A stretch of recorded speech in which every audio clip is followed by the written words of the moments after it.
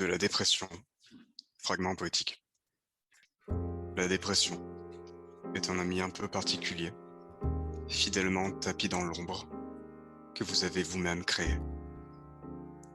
C'est un ami dont vous parlez très peu, parce que vous avez un peu honte d'en être si proche, parce que vous avez un peu honte d'être si triste, pour ce qui semble si futile, à côté de toute la misère du monde. La dépression est ce chien que l'on enferme dans le garage lorsque l'on voit ses autres amis, ceux qui nous veulent du bien, de peur qu'il aboie trop fort, dérange tout le monde, accapare votre attention, vous empêche de profiter de l'instant, de peur qu'on dise de lui qu'il n'a aucune raison d'être, voire même qu'il n'existe pas, ou encore que c'est dans ta tête. Sauf que c'est bien là le problème. C'est le plus petit des cailloux qui empêche la rivière de couler normalement, comme ces micros échecs, cette froideur dont on s'est rendu coupable, ce sourire que la tristesse nous a défendu d'esquisser, ces silences, ces gestes ô combien anodins et regrettés pourtant, ces micro-échecs qui allument les torches de tous les autres et brûlent le souvenir des victoires passées, jusqu'à ce que la forêt que vous avez plantée ne soit plus qu'un amas de cendres. C'est voir sa propre vie, s'immobiliser dans le sable mouvant de la torpeur, dans une inertie qui semble irrationnelle. C'est regarder la vie des autres avancer, et l'imaginer se retourner pour nous pointer du doigt, et voir ce doigt s'éloigner de plus en plus, jusqu'à ne devenir qu'une silhouette de plus en plus lointaine, jusqu'à ce qu'elle prenne la forme de la solitude. C'est affirmer que tout va bien, parce que dire le contraire prendrait trop de temps, trop de mots. C'est voir sa propre parole, obstruée par l'épuisement. C'est quand parler aux autres devient un combat contre soi-même, contre la torpeur.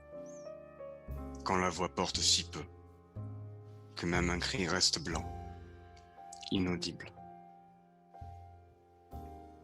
C'est aussi un masque que l'on met, juste après avoir mis le chien dans le garage avec qui on fait des échanges de bons procédés. Le chien contre le masque contre le chien. Puis quand le masque devient trop lourd, on retourne le poser au garage. On ressort le chien qui d'abord aboie, puis qui hurle à la mort. La dépression est un fil rouge, cousu à même l'esprit qui ne sait plus voir la lumière, sans en envisager la part d'ombre, et qui ne sait plus envisager cette part d'ombre, sans s'y plonger totalement nu, sans s'y plonger songes et âme. C'est ce que l'on appelle « to overthink ». On réfléchit tellement que l'on finit toujours par passer par-dessus une barrière si haute que l'on se fait très mal en retombant. C'est parfois vouloir disparaître, traverser la journée comme un fantôme parce que l'on est fatigué, de porter le costume que l'on s'est créé et ne plus être, le temps d'une journée, la personne que les autres nous croient être, sans pour autant le leur montrer. C'est ne pas vouloir être vu comme cela. C'est ne pas montrer notre chute et attendre qu'elle cesse avant de se montrer à nouveau. La dépression se traduit parfois par l'incroyable impression de submersion ressentie devant l'accumulation des tâches à accomplir et dont on prend soudain conscience, comme une vague que l'on n'avait pas vu venir.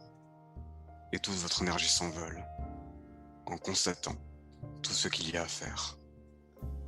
Le repas du soir préparé tout en pensant à ce qu'il faudra mettre dans le tupperware de demain, le linge à ramasser puis celui à étendre, le sac poubelle à sortir, le nouveau à installer pour pouvoir jeter ce qui encombre la table. Une fois cette constatation faite, il ne vous reste plus rien. Juste un peu d'air pour respirer, assurer la fonction vitale sans temps, et toute la détresse accumulée pour s'effondrer. Cette prise de conscience que si on n'était pas seul, tout cela aurait été vite fait. La dépression vous emmène dans des coins sombres, au plus profond de l'obscurité, où plus profond de vos pensées. Vous en venez à relire ou à réécouter ces messages où l'on vous dit « Tu es quelqu'un de bien, tu mérites d'être heureux, merci pour ton aide ». Ces messages que vous gardez depuis longtemps, parfois plusieurs années, pour ces jours où vous vous sentez ne plus tenir qu'à un fil. Il est des paroles, des mots, qui lorsqu'on les prononce, ou les envoie d'une simple pression du doigt, nous paraissent anodins ou surfaits, sonnent à nous comme des lieux communs. Ces phrases toutes faites que l'on déballe lorsque tout semble vain.